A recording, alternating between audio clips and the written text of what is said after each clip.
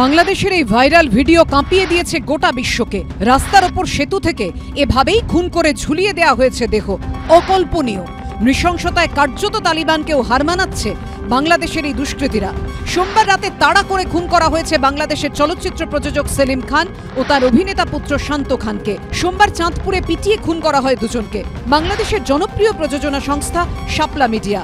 দেবের মুক্তি না পাওয়া চর্চিত ছবি কমান্ডোর সহ প্রযোজক এই সংস্থা। অশান্ত বাংলাদেশে খুন হলেন সেই সংস্থারই কর্ণধার। কিন্তু বিশ্বাসী হচ্ছিলেন এরকম কিছু একটা হতে পারে, কিন্তু যখন সত্যি শুনলাম কেন এটা হয়েছে, এবং শুধু ওনার জন্য নয়, মানে পুরো বাংলাদেশের জন্য আমার মনে হয় সত্যি একটা খুব কঠিন সময় দিয়ে যাচ্ছে।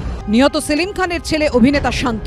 অভিনেত্রী শ্রাবন্তী চট্টোপাধ্যায়ের সঙ্গে অভিনয় করেছেন তিনি। অভিনেত্রী কৌশানী মুখোপাধ্যায়ের সঙ্গে সম্প্রতি একটি সিনেমা করেছেন। পিয়ারে ছবি শান্তর নায়িকা ছিলেন কৌশানী। সিনেমার শুটিং ও ডাবিং এর কাজ শেষ হয়ে গিয়েছে। এবছরই মুক্তি পাওয়ার কথা ছিল ছবির, কিন্তু তার আগেই সব শেষ। এর থেকে খারাপ খবর আমার কাছে তখন মানে ওই মুহূর্তে হতে পারে না, বিকজ একদম ইয়াং একটা ছেলে ছিল অ্যান্ড আমার সাথে খুব ভালোই কথা হতো যখন আমরা শুটিং করেছি। ভালো বন্ধুত্ব ছিল অবভিয়াসলি। আর ও এর আগে ইভেন শ্রাবন্তীর সাথেও কাজ করেছে। তো আগামী দিনেও আমাদের যে ছবিটা ইনফ্যাক্ট শুটিং হয়েছিল সেটাও রিলিজ করার কথা ছিল। শুধুমাত্র শাপলা মিডিয়ার কর্ণধারী নন, সেলিম খান ছিলেন আওয়ামী লীগ নেতা ও চাঁদপুর সদর উপজেলার লক্ষ্মীপুর মডেল ইউনিয়ন পরিষদের চেয়ারম্যান। অশান্ত এলাকা ছেড়ে সোমবার পালিয়ে যেতে চেয়েছিলেন সেলিম খান ও তার ছেলে শান্ত খান। বালিয়া ইউনিয়নের ফরাক্কাবাদ বাজারে জনরোষের মুখে পড়েন তারা। ব্যক্তিগত পিস্তল থেকে গুলি চালিয়ে জনরোষ থেকে কোনো রকমে বেরিয়ে আসেন।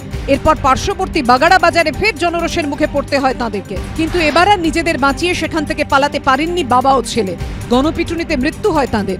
এখানেই শেষ নয়, বাংলাদেশের প্রাক্তন ক্রিকেট অধিনায়ক মাশরাফি বিন মোর্তাজার বাড়িতেও সোমবার চলে হামলা।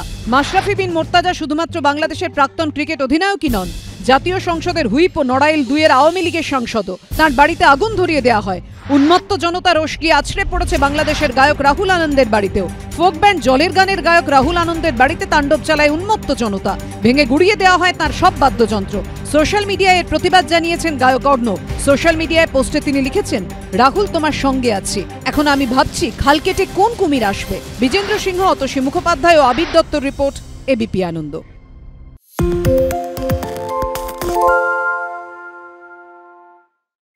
সত্য অন্তহীন, সত্যের খোঁজও তাই, সত্য সন্ধানে তাই আমরা অক্লান্ত, অকুতভয়। এবিপি আনন্দ নতুন ভাবনার প্রতীক, যা মনে মুক্ত, তথ্যে যুক্ত এবং যাবতীয় সীমানার বাঁধন থেকে মুক্ত।